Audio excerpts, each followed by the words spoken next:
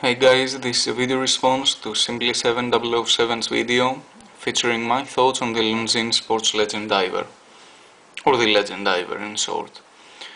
Now before we dive into this watch, bear in mind that you're gonna get a lot of Greek accent and maybe some grammatical and syntax errors, so please try not to be harsh on me. Now as I'm sure you already know, this is a diver's watch. It's 42mm in diameter, all in stainless steel, with a water resistance of 300 meters, or 1000 feet for that matter. The Legend Diver is a tribute to Longines' classic diver watch, which the company issued back in the 60s. It's identical to its ancestor, with the only difference being the size. Of course, as you can see, it's an undated watch, and it's powered by the L633 automatic movement, which is basically an ETA 2824 based movement. Now, as far as I know, this is not a certified chronometer movement, but timekeeping so far has been certainly within chronometer specs. I've had the watch for about 2 months already, and last month it's gaining 2 seconds per day. The main attraction of the watch are of course the two crowns. Both are screw down crowns. The lower one, this one right here, is for setting the time, and it's got a hacking seconds mechanism, which basically means, if you don't know that already, that when you screw the crown out and you pull it all the way up, it will stop the seconds hand so that you can set the time exactly. The upper crown is for rotating the inner rotating bezel, which is a sliding bezel. It doesn't click, it slides both ways, and it can be used in order to measure certain periods of time. So for example, if you're diving, you can know how long you're underwater. Now let's turn this.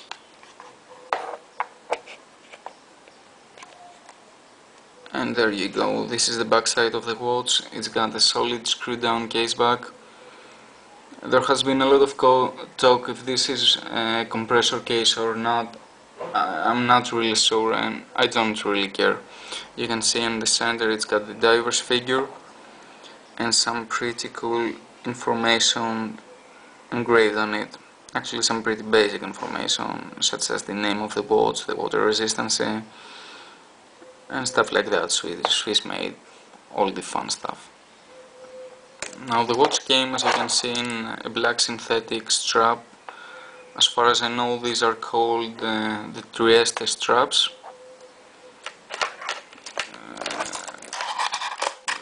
There you can see the buckle. I'm not so sure if you can quite see that, but it has a hatched surface that matches the hatched surfaces of the crowns, which kinda remind me the way Breitling makes the crowns. Now, things I love about the watch: first of all, its vintage looks. Absolutely love the way it looks. Absolutely love the way they made the hour hand, its shape I mean, and the relatively short sweeping seconds hand. Things I hate about the watch, actually none. The only issue I've had with the watch is because the strap was quite long, I've had to punch a few extra holes,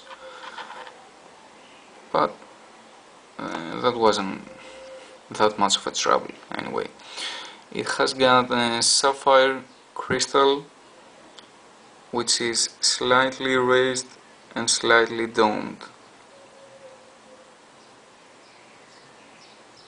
There, I'm sure you can see that. Let me get it to focus a little bit. There. But it causes little to no distortion whatsoever in reading the time. The only distortion it will cause, it will be in the numerals and the markers of the inner rotating bezel. I'm not so sure that if you can get this. but yeah, as you can see it reflects quite a bit. So let me give you a wrist shot.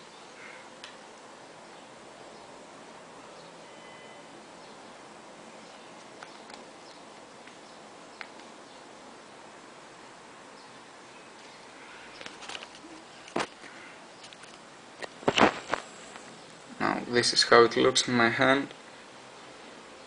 Some people say that the lugs are a bit too long. For me they're okay. There you go. Absolutely love that watch. So anyway, that's all from me guys.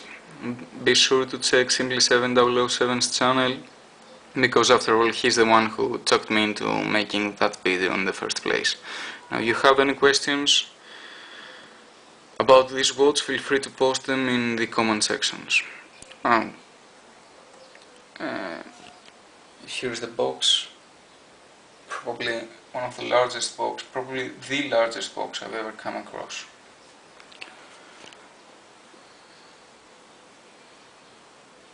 Again, have a nice one guys. Hope you enjoyed the review.